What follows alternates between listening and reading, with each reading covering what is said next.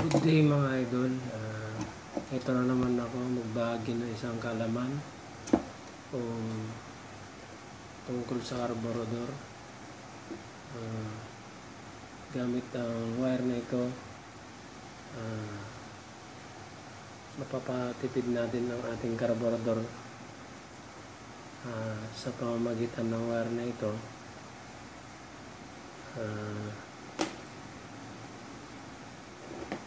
Ilalagay natin sa butas ng main jet para mapaliit yung butas niya. So mag-start na tayo. Ito, guguntingin lang natin ito.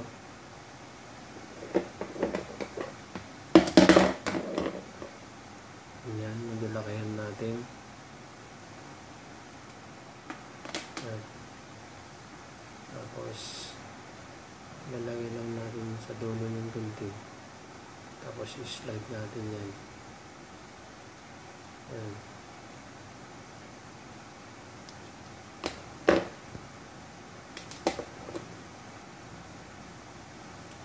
Slide lang dulo para hindi maka.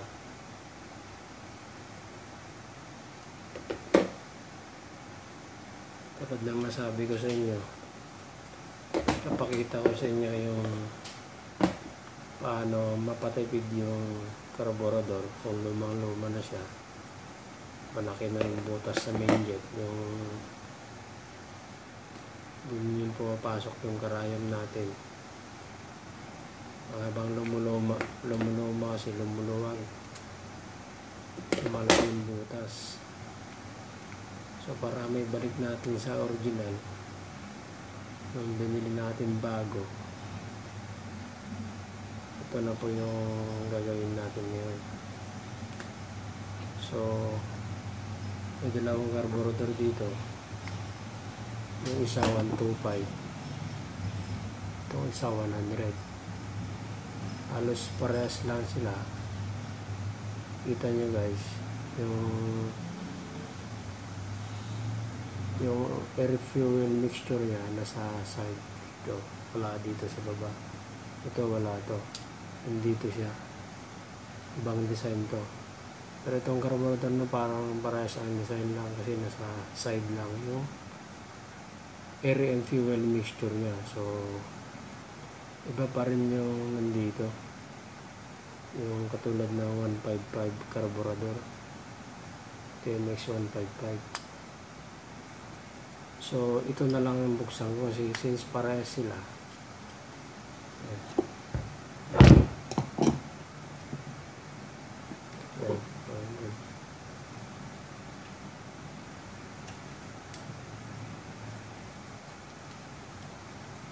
Dun sa pilot jet, huwag na natin galawin kasi yung pilot jet na yun, malaki ang trabaho nun sa ating motor. Pag yun kasi barado, pag yun kasi ang sasalpakan pa natin yan, mahirap na umandar ang ating motor. So ito lang, main jet ang gagalawin natin. Kung naalala nyo guys, yung isang video ko kung paano mag-adjust ng floater, isa yun guys kung isang paraan din yun para matipid yung magiging matipid yung carburetor natin. Ito naman gagawin natin ngayon. Ito naman sa main jet naman, papaliitin natin yung butas para tumipid yung carburetor, lalo yung mga malalaking cc na motorcycle. Pag service mo lang naman yung pang-karera, so kailangan mong gawin to para hindi tayo nag-aaksaya ng gasolina. Yan guys, tinanggal ko dito. Ito yung main jet. Yan. Papakita ko sa inyo guys kung paano. Yan guys, ganito yan guys. Yan.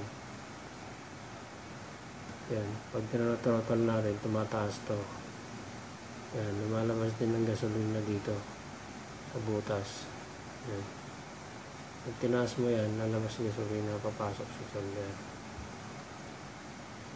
Siyempre, pag malaki ang butas dito sa baba, dito, pag inangat mo to, mas maraming papasok. Hindi niya.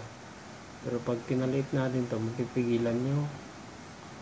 Kahit angat ka ng angat ganyan, mapipigilan yung pasok ng gasolina. Papuntang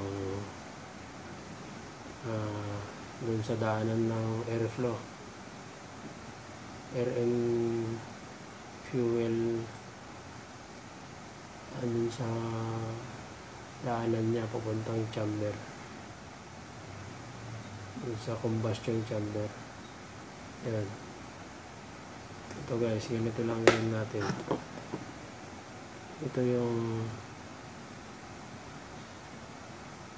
yung wire na ginunting ko kanina. Sasalpak lang natin dito. Yan, paikot. Yan. Yan. Yan.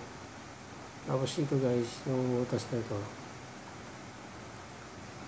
Yan.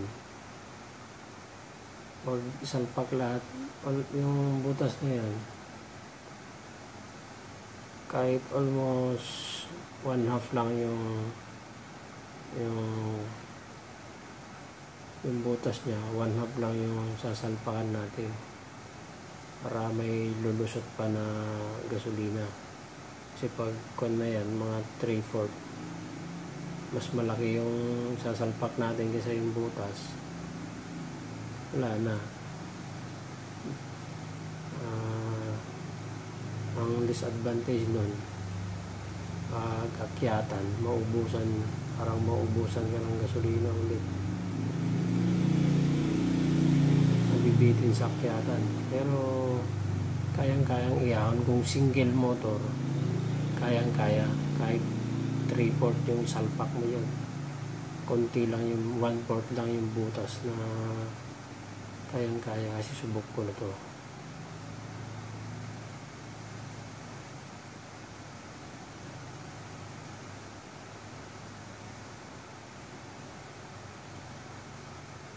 Saka lang na-epekto ng takbo nito pag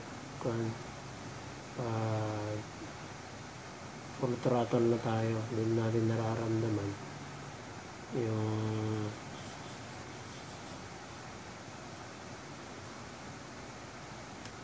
yung motor natin nauubusan ng gasolina.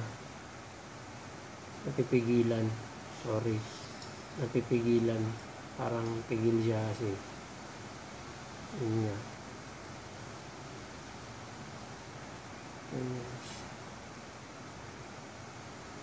So, ulitin natin na.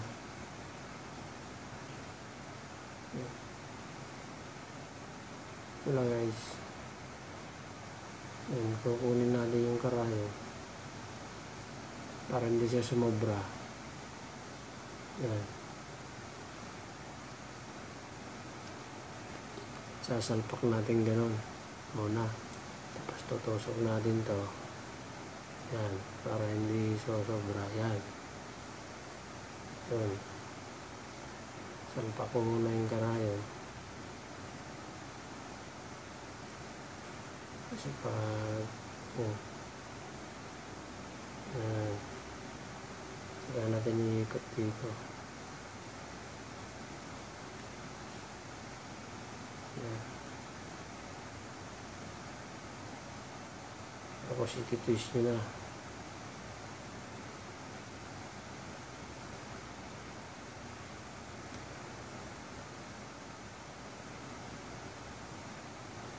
Guys, yung nakikita yung thread, huwag natin itali yan, dito lang sa taas.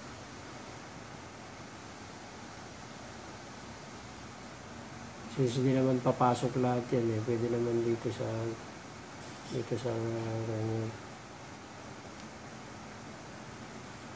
Yan.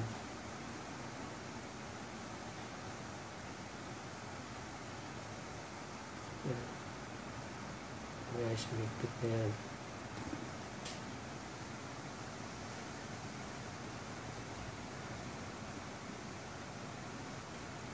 Ito guys ang itsura.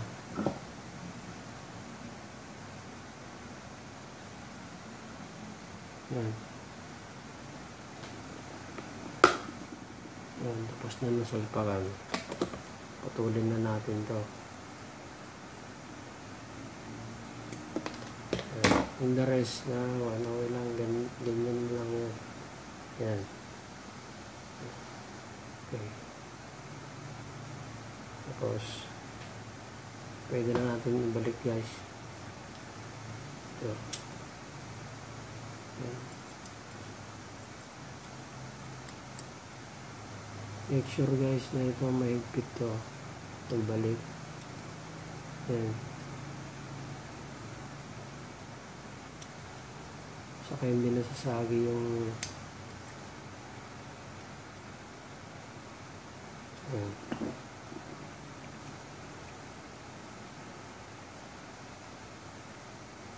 Yan. Tignan nyo lang guys. Kasi pag hindi mahigpit yan, mahirap na yan. Mahirap na umandar yung motor natin. Palyado pag hindi mahigpit tong main jet.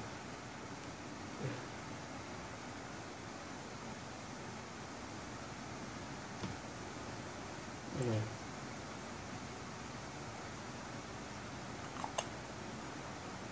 Yan guys, paano mapatipid yung motor nyo. Kasi kalimitan, kaya sinishare ko tong kaalaman ko na to. Marami akong na-encounter na matakaw daw yung motor nila. Ayan. Kaya naisipan ko i-share yung mga kaalaman ko dahil nakikita ko naman na wala pa ito, hindi pa na-upload ito sa mga ibang videos. May gumagawa rin mga naglilinis ng carburetor, pero so far wala pa akong video na katulad ng ginawa ko. So siguro ito yung pinakaunang video na makikita nyo sa YouTube, sa aking YouTube channel. Huwag nyo kalimutang mag-subscribe kasi marami pa akong share na kaalaman tungkol sa motorcycle, including cellphone repair,